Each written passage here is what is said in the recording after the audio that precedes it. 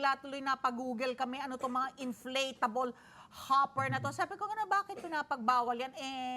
It's not something na ngangat-ngatin mo, di ba? Oo. Kasi kung kakagatin mo yan, mabubuta. So, magiging, madideflate. So, ano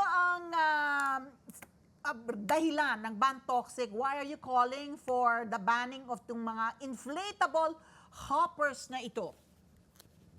Unang-una, Miss Ali, ay yung aming grupo nitong mga nakaraang buwan ay lumahok po tayo doon sa isang pag-aaral.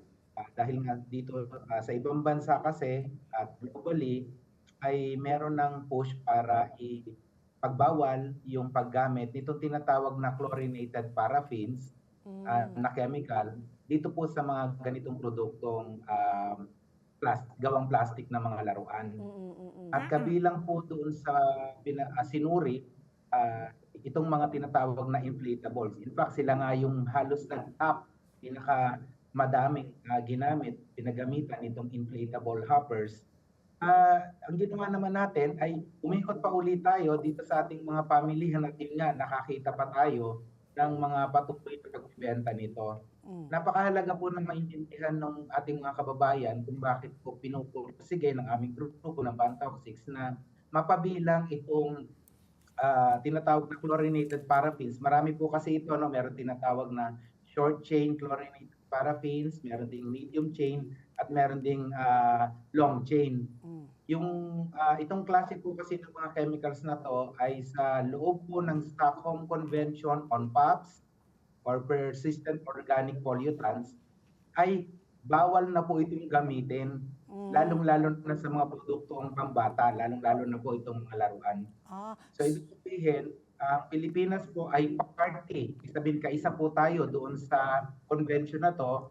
Marapat lang po na dito sa ating bansa ay may gano'n na rin dapat na regulasyon tayo ng pagbabawal ng paggamit nito. At nakita nga po natin itong chemicals na to dito sa mga inflatable hoppers. Very popular po talaga ito. Talaga? Even sa mga communities natin ay talagang maraming bata ka na makikita. Kami po mismo, inobserbahan namin itong inflatable hoppers, Ms. Kali and Ms. Pat.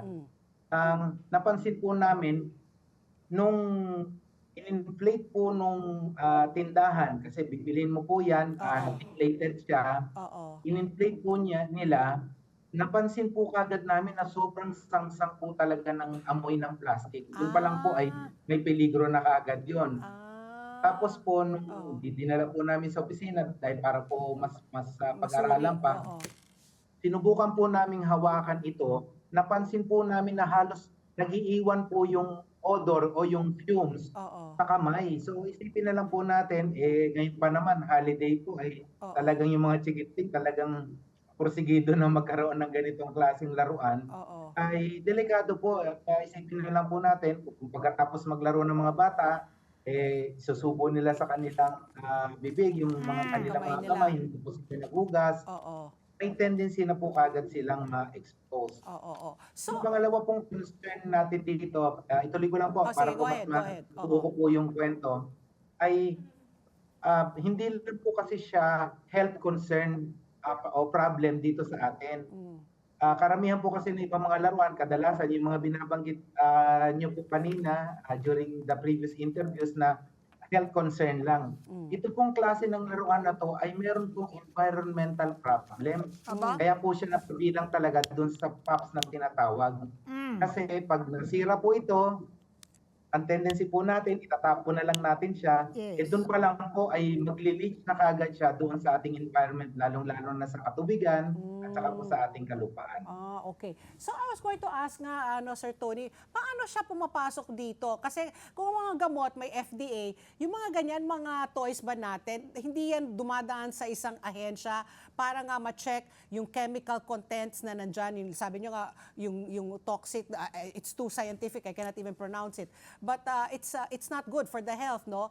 So, yan po yung aking tanong. Yung mga laruan, because they're exposed para sa mga bata yan. So, you would think na dapat mas maingat tayo. So, wala po silang dinadaanan na agency para ma-check na yun na nga, yung mga chemicals na ginamit para dyan ay okay, no? Na it's for human, hindi man consumption, pero it's safe for humans to play with, or na kung sakali man ay mapunta sa kamay at makain for some reason, accident, ay hindi naman po magiging yung hindi man masama.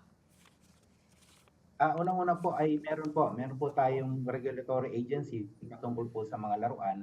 Itong po ay pinangangasiwaan na ngayon ng Food and Drug Administration. Under FDA Meron pa din rin. po silang, kumbaga, ugnayan, dahil ganyan naman po yung ating mga regulatory agencies, meron din po silang ugnayan with the Bureau of Customs. Okay. But unfortunately, ay hindi natin alam na sitwasyon dito sa atin, nakakapasok po at umaabot na nga sa mga pamilihan natin itong ganitong klase ng mga laruan na hindi tumaan sa pagsusuri ng ating mga regulatory agencies.